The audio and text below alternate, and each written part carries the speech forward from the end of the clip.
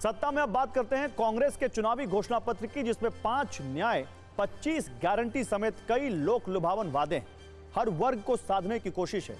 आज दिल्ली में कांग्रेस मुख्यालय में घोषणा पत्र जारी किया गया। इसे न्याय पत्र 2024 का नाम दिया गया। इस दौरान सोनिया गांधी, राहुल गांधी, पार्टी अध्यक्ष मल्लिकार्जुन खड़गे और मैनिफेस्टो कमेटी के अध्यक्ष पी चिदम्बरम मौजूद थे। 48 पन्ने के न्याय पत्र में कांग्रेस ने युवा, महिला, मजदूर और किसानों पर विशेष फोकस किया है। इन सभी वर्गों के लिए अलग अलग तरह की योजनाओं का वादा किया गया है। कांग्रेस की ओर से कहा गया है कि यह घोषणा पत्र WWW यानी वर्क, वेल्थ और वेलफेयर पर आधारित है। इसके मायने समझाते हुए बताया गया कि वर्क के मायने रोजगार से हैं, वेल्थ के मायने आमदनी से हैं और वेलफेयर के मायने सरकारी योजनाओं के फायदे दिलाने से। इस घोषणा पत्र में न्याय शब्द का जिक्र बार बार किया गया। इसके अलग अलग हिस्सों को सरल भाषा में डिकोड करते हैं, अलग अलग वर्गों और मुद्दों की श्रेणियों में घोषणाओं को बांटते हैं। इससे आपके लिए पूरी बात समझना आसान हो जाएगा। हमने इसमें से मुख्य घोषणाएं निकाल ली हैं। फोकस नंबर 1 है युवा। 21 साल से कम उम्र के प्रतिभाशाली खिलाड़ियों को प्रति माह 10,000 रुपए छात्रवृत्ति देने का वादा है और छात्रों के 15 मार्च 2024 तक के एजुकेशन लोन माफ होंगे। देश में कम से कम 1 लाख करोड़ रुपए के एजुकेशन लोन है और देश में 20 से 29 साल के 19.7 करोड़ युवा मतदाता ही टारगेट हैं। फोकस नंबर 2 है बेरोजगारी। कांग्रेस का वादा है कि वो केंद्र सरकार के खाली 30 लाख पदों को भरेगी।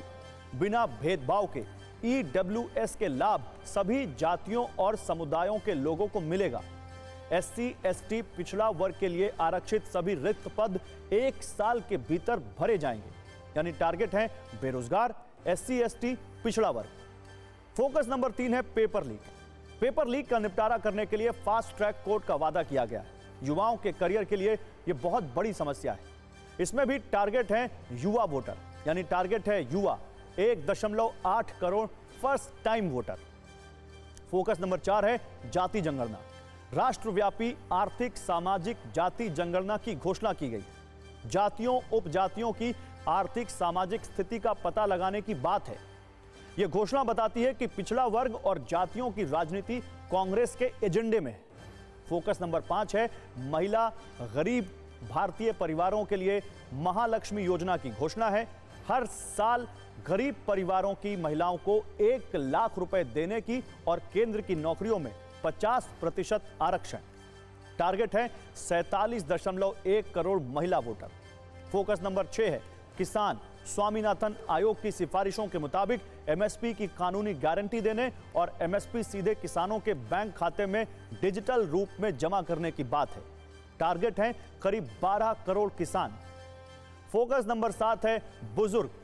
1,000 रुपए की पेंशन बुजुर्गों को दी जाएगी। रेल और सड़क यात्रा में छूट दी जाएगी जो फिलहाल बंद है। इसके जरिए देश के करीब 15 करोड़ बुजुर्गों को साधने की कोशिश है। फोकस नंबर 8 है चुनावी प्रक्रिया। 1 नेशन 1 इलेक्शन का विरोध करने का वादा है। साथ ही यह भी कहा गया है कि EVM मतदान EVM के जरिए ही होंगे, लेकिन VVPAT की पर्ची से मिलान किया जाएगा। फोकस नंबर 9 है दल बदल।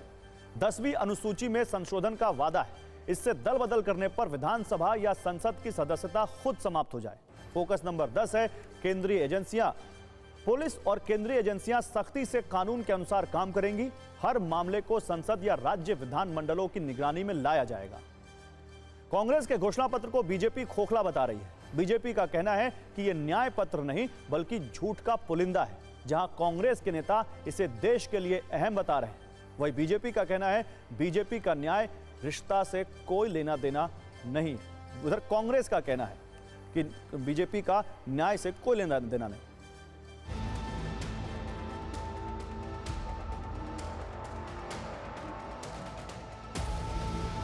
मैनिफेस्टो हिंदुस्तान की जनता ने बनाया है।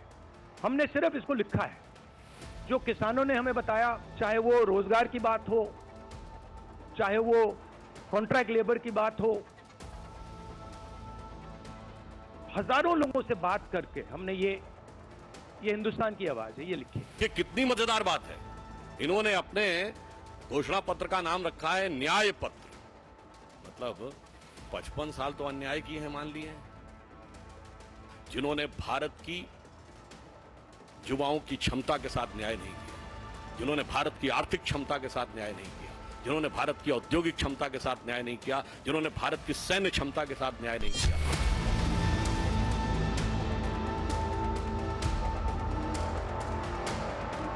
बहुत जरूरी है कि जनता इस बात को समझे कि ये नॉर्मल चुनाव नहीं है, ये लोकतंत्र को बचाने का, संविधान को बचाने का चुनाव है और इसको लड़ना और जीतना बहुत जरूरी है। भ्रम का, झूठों का पुलिंदा और दूसरी तरफ भरोसे की गारंटी।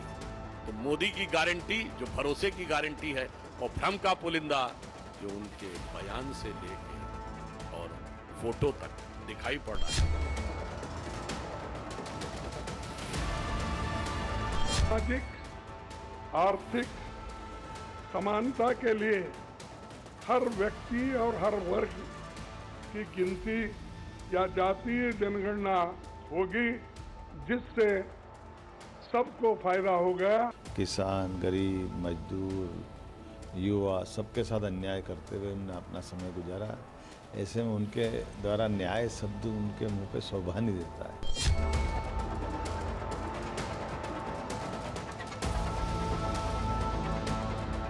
बड़ा शानदार हमारा मैनिफेस्टो है और मुझे लगता है कि जनता आज उम्मीद करती है कांग्रेस को एक बेहतर विकल्प देने के लिए। हमारे मैनिफेस्टो में सब वो बातें कही हैं जो जनता चाहती है।